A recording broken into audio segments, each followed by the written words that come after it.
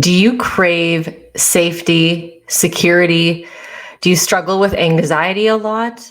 Well, this episode, we're talking all about type sixes, and you might want to tune in because we're going to talk about how we can harness your strengths that you do have inside of there to help you with your YouTube business and your realtor business. Welcome to the EnneaReal Podcast, Women, Moms, Real Estate, and the Enneagram. I'm your host, Melody Wilson, a certified Enneagram and real estate coach. If you're a high-achieving realtor mom looking to find balance and unlock your full potential, you're in the right place. In this podcast, we explore the intersection of women, real estate, and the Enneagram. Join me as I provide Enneagram insights and practical tools tailored specifically for women in the real estate industry. Together, we'll uncover strategies to navigate the unique challenges and opportunities and find harmony in all areas of your life. So, what are the traits of a type 6? That is the number we're on today. And we are going to talk about sixes. Now, I have a special place in my heart for type 6s. Why? Because they are known to be one of the most loyal of all the types.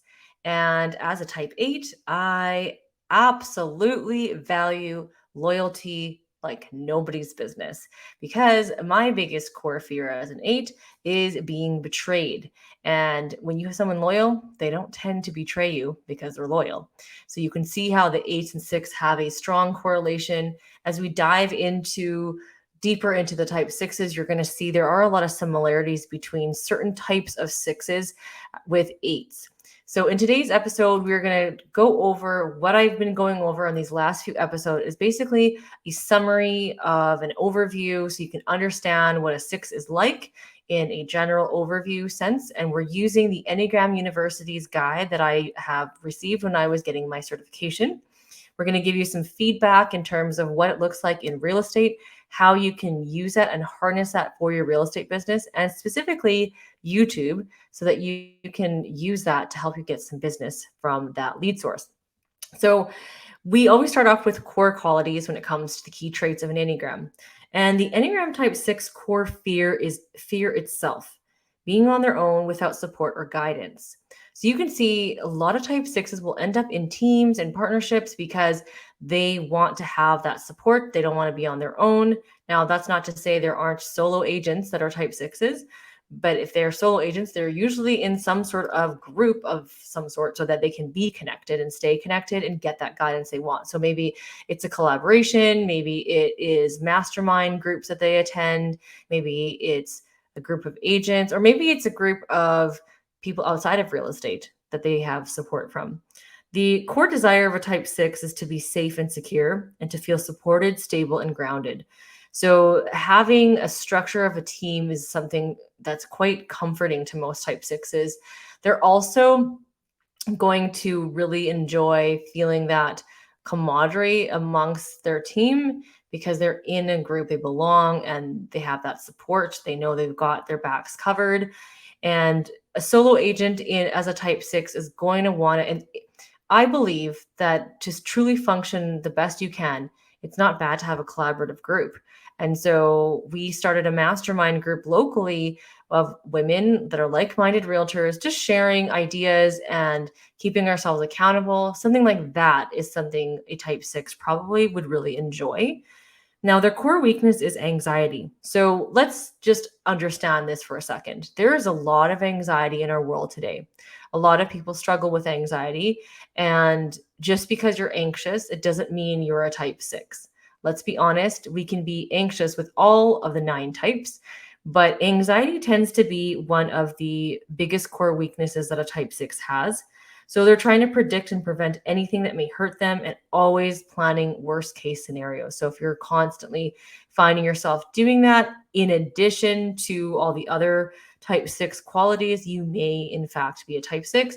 If you don't relate to a lot of the type 6, but you can relate to the anxiety part, that's probably because you are dealing with anxiety, but it's not your type specifically. So if you want to get some health and growth there, continue to sort out what type could you possibly be? In addition, of course, go get some professional help if your anxiety level is really, really high. In our real estate industry, it's really important to make sure that is addressed and that is not made into a small thing, because it's a real thing, mental health. And I think it's really important that realtors get the help and support they need. In the industry we work in, it's very stressful, and it can be very detrimental if you don't get that support you need. Now, the core message for type 6 is that you are safe and secure. And the core differentiator amongst the different 9 types for the type 6 is that you have a choir or a committee of inner critics, voices. So type 1 had the one voice telling you how imperfect you are, how bad you are. But a type 6 has a bunch of voices that make noise in your head. So that's something that you need to understand. That's how you are wired, but it doesn't mean it's true. Now, some strengths and struggles of type 6s. Some of the strengths that they have, which I really love, is that they're dutiful, committed, and responsible, hardworking, and compassionate. So I said this earlier. I love my type 6s because they are so loyal. They also are in the mode to build communities that they trust. So they want to have that. So they're going to help build it as well. So they're great people to have around to help build that community. So it's not just within themselves. They are engaging, others focused, great friends, and have fun senses of humor.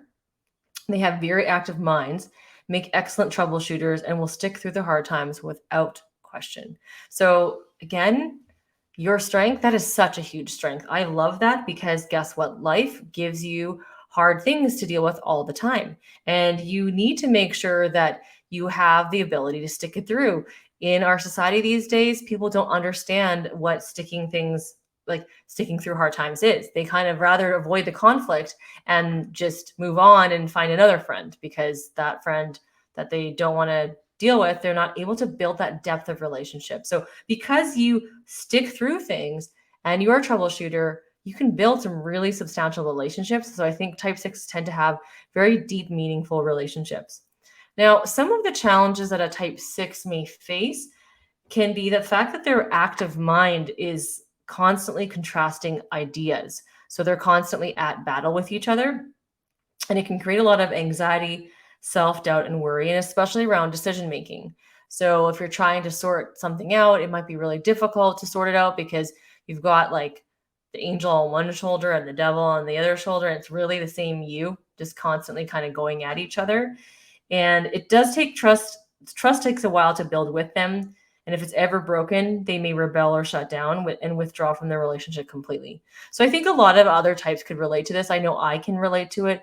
If someone breaks their trust with me, I have a very, very, very hard time for it to get rebuilt if possible.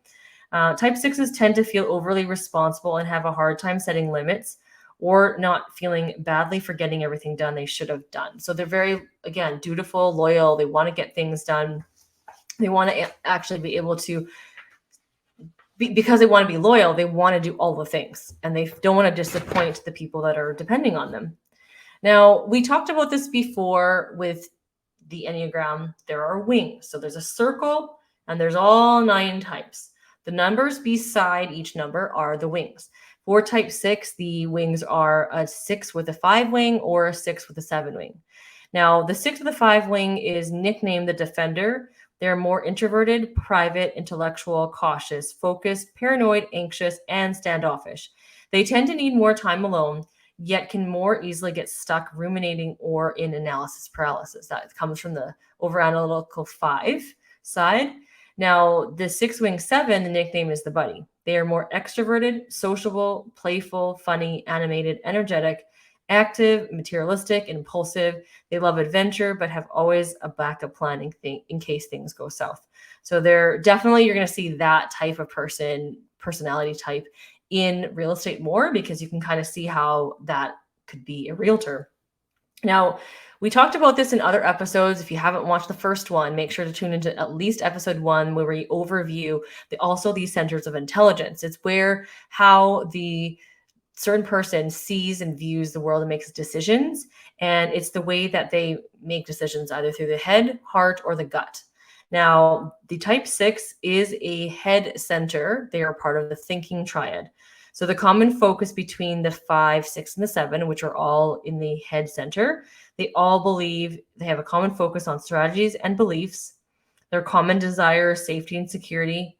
and they have issues with insecurity and trust, and they have an emotional struggle for fear and anxiety. So they tend to engage in life through their minds first and foremost. Most of the six's mental energy is spent ruminating on situations, replaying previous decisions and events, or predicting future ones.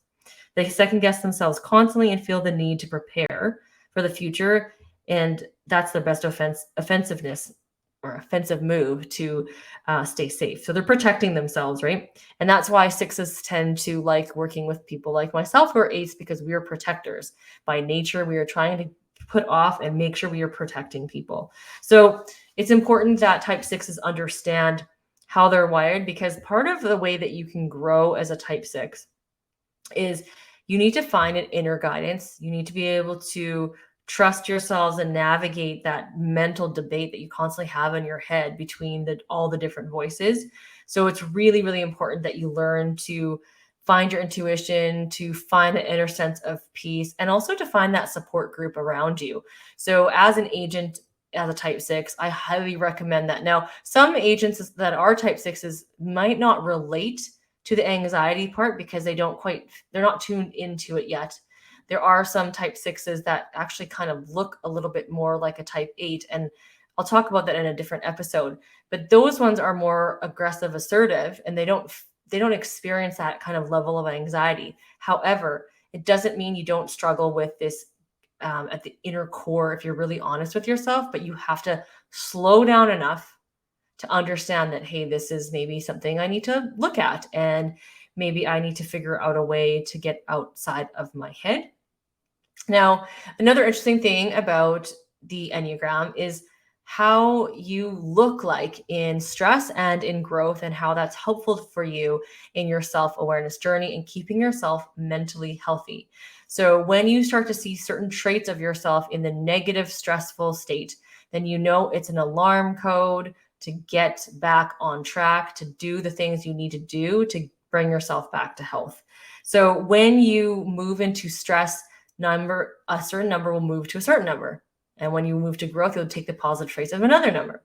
For a six, when you're in stress, you are going to look like an unhealthy three. So you're going to look more competitive, arrogant, stay busy to avoid anxiety, sabotage in their support systems, and won't try anything they can't excel at. So this is really important to note. When you're stressed, which realtors tend to be living in a state of stress all the time, you can be staying so busy that you feel like you don't have anxiety because you're trying to avoid it. So take a look and see. Busyness is never good for anybody, but take a look at that for yourself. If those are some traits you're starting to see, maybe you're normally more collaborative, but you've become now more competitive. You need to take that breath and kind of sort out what's going on. When you are moving in growth, you move to the healthy traits of a 9.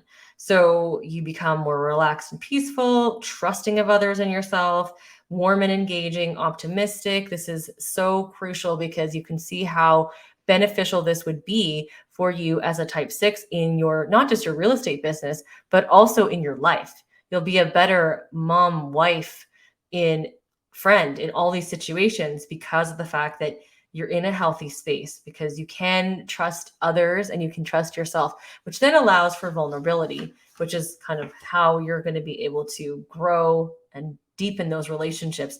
And as a type 6, your relationships, because you seek the same thing you give, the loyalty and the commitment, the stability and reliability, you're going to be looking for that in other relationships. So relationships will thrive when both are committed, open, and don't withhold information from one another. When others are supportive while also encouraging their abilities. So if you have a team member that's a type 6, this is something for you to take note of and remember, is to try to make sure that you are very open with your type 6s and that you're expressing with them and appreciating how loyal they are, the stability you have, and also just giving them that support that they need to have. And it's really important because in the work environment, type 6s are going to have different strengths and struggles. So when we take a look at that, they're loyal to the mission at hand and to seeing it completed well. They're excellent on teams, keeping others engaged, valued, and committed, hardworking and willing to pitch in, and however it works to fit the group, sharp, analytically minded, troubleshooters, and problem solvers. You can see how awesome of a realtor this could be, because realtors need to be problem solvers all of the time. We need to know that. In the YouTube world, how does this look? Because I know that that's part of, in the YouTube world, your struggles will come out.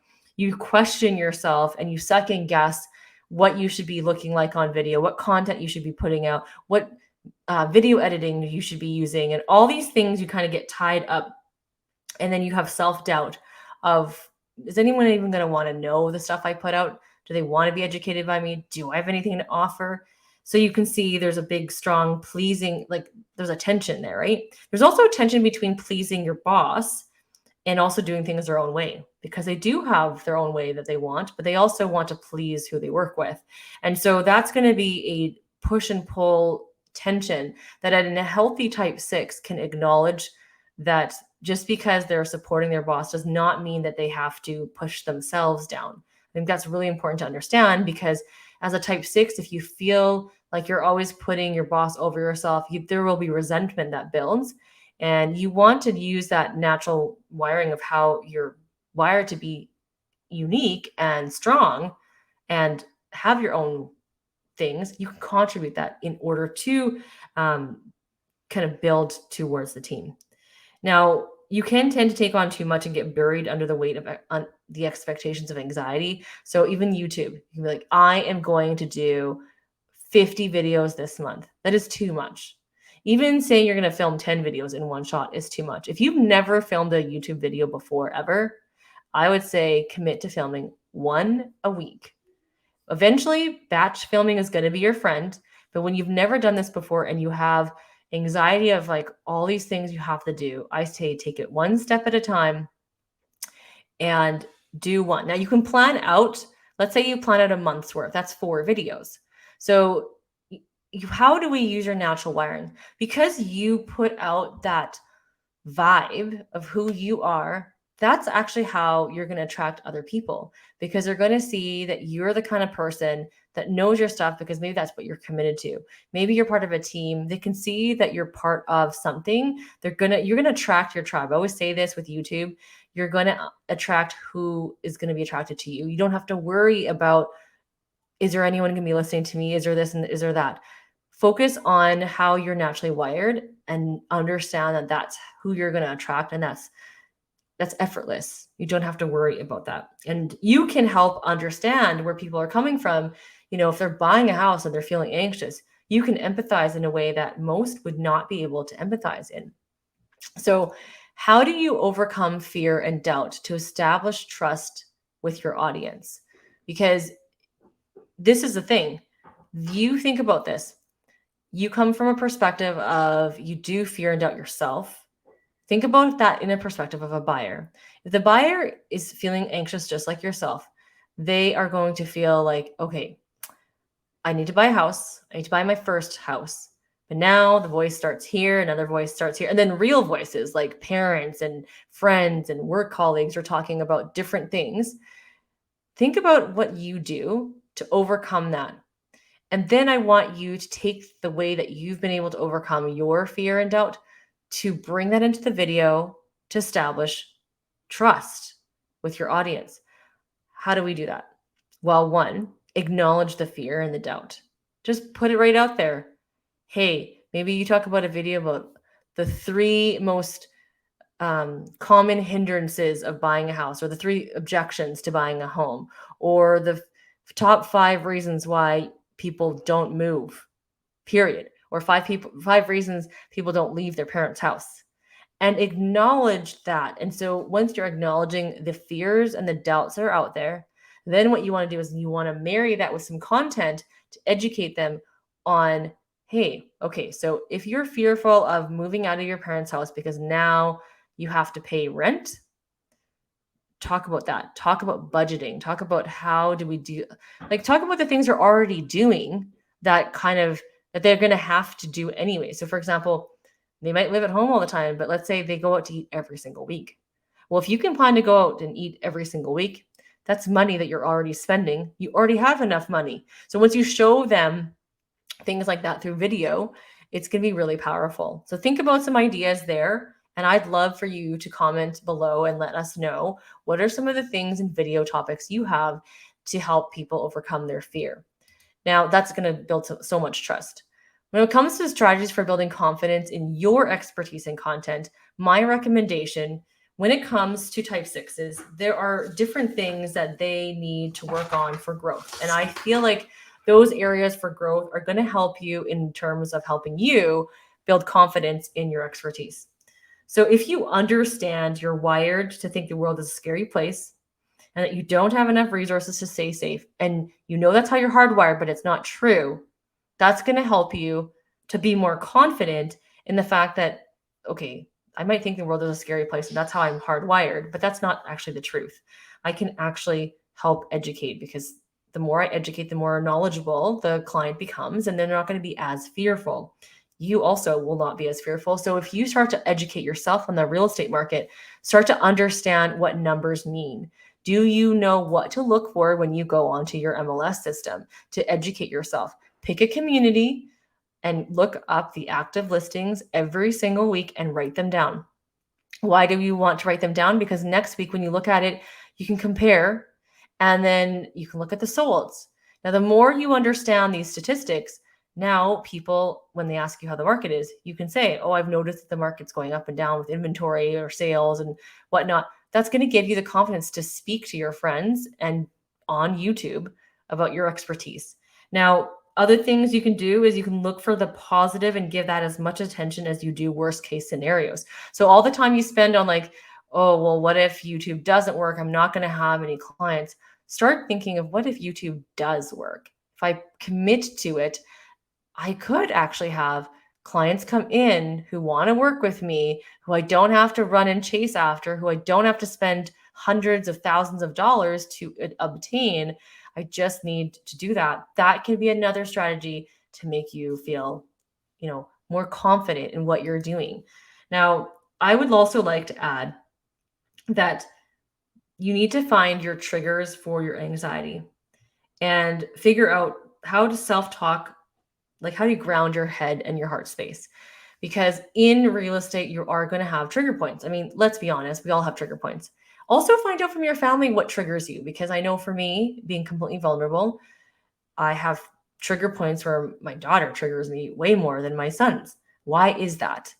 Deep and hash into that yourself to figure out what triggers you. You're going to be looking into your past to kind of sort out what it could be.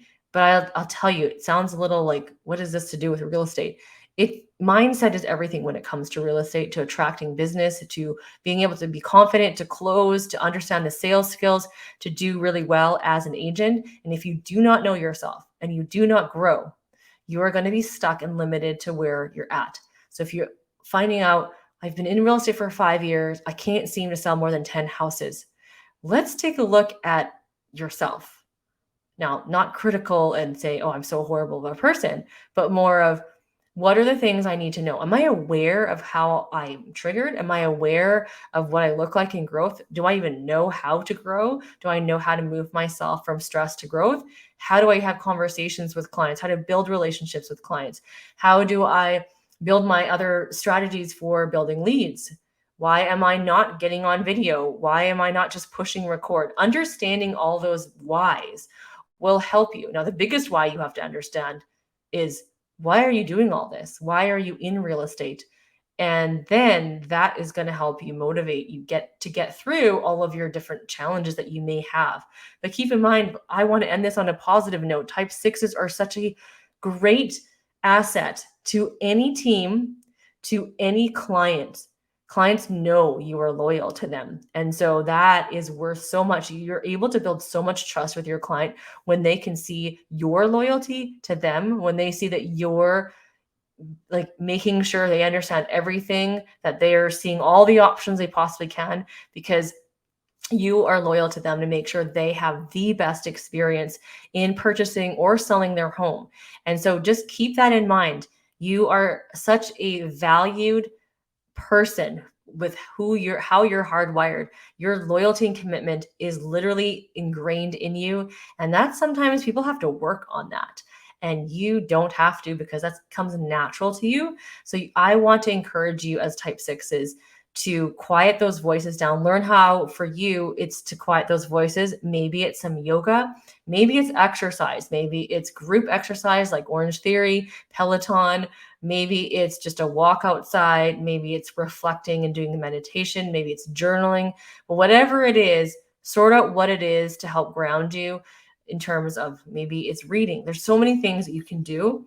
I think it's really important that you figure out how to access that heart space, because it's important, because you have so much leaning towards the headspace. And this is the interesting thing. We talked about this with the 9s and the 3s.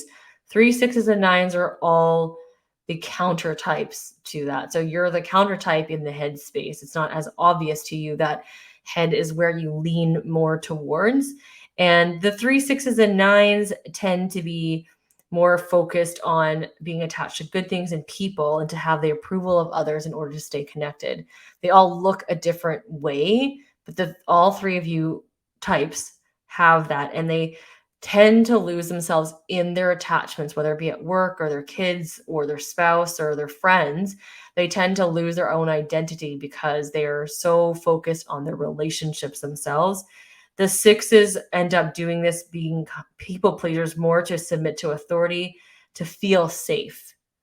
Whereas a 3 does this to achieve and accomplish things and to be accepted. And 9s just don't want conflict. That's why they end up kind of doing the submission. So make sure you take a look and figure that out. Look outside of yourself for guidance. Get that really strong support system. And, what do you believe? Think, how do I feel? They find the guidance by attaching to a belief system, person, or community group. And don't lose yourself in all of that as you understand. Because type 6s, I'll tell you, you guys are one of my favorite people. And so I would love for you to send me a message on Instagram at Melody_Wilson and just tell me that you watch this. I love you guys, and I'd love to follow you and be loyal to you guys and your following. Any questions or specific topics you'd like us to cover, please reach out to us on our website or social media channels, melodywilson.ca. Together, let's unlock the potential within you and thrive in both your real estate career and motherhood.